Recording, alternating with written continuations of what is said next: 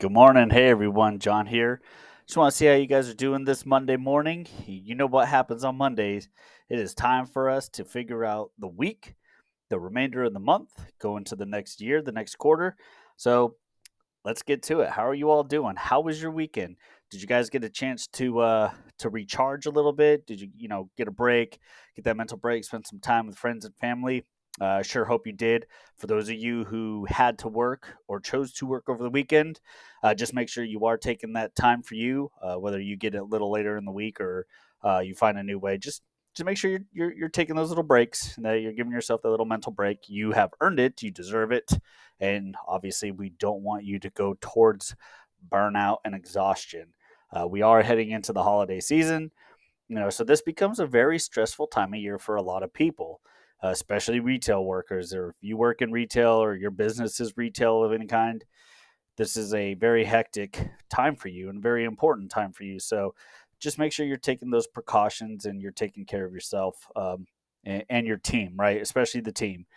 We've discussed not too long ago that you as a leader, you are in charge of your own well-being and growth, but you're also in charge of those in your care. Don't ever forget that as a leader.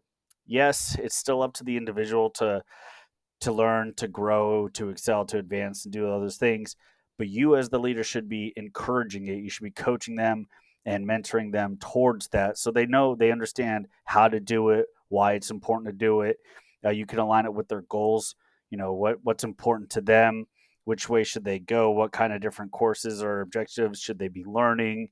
Um, and are you giving them those opportunities for leadership development as well? Are you getting them into that kind of mentorship role where they can mentor and coach others? Are you giving them those tidbits on how to be a leader and setting them up, for future leadership roles? Because that's really what you want. Not everyone's going to want to be a leader, and that's fine. That's great.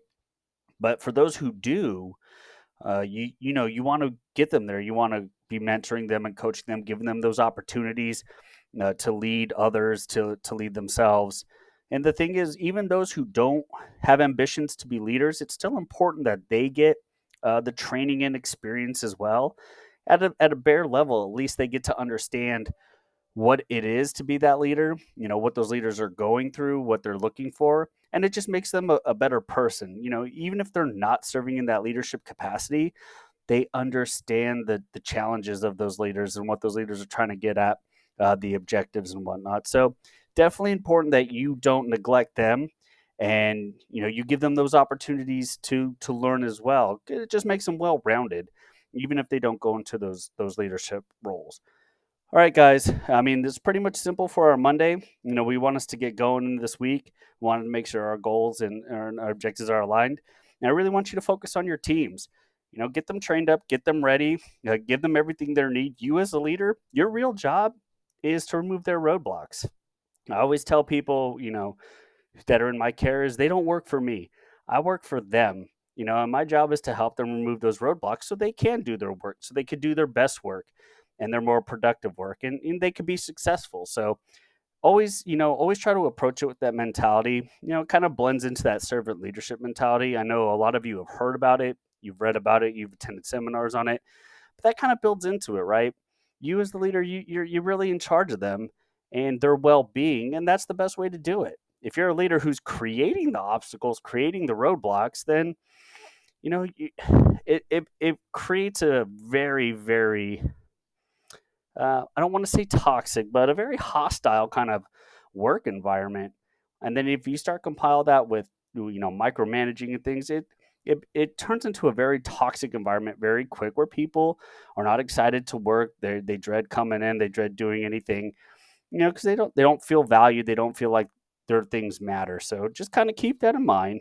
And just really kind of think about them and what you're doing and how you're doing it, and how it's being perceived and taken by them.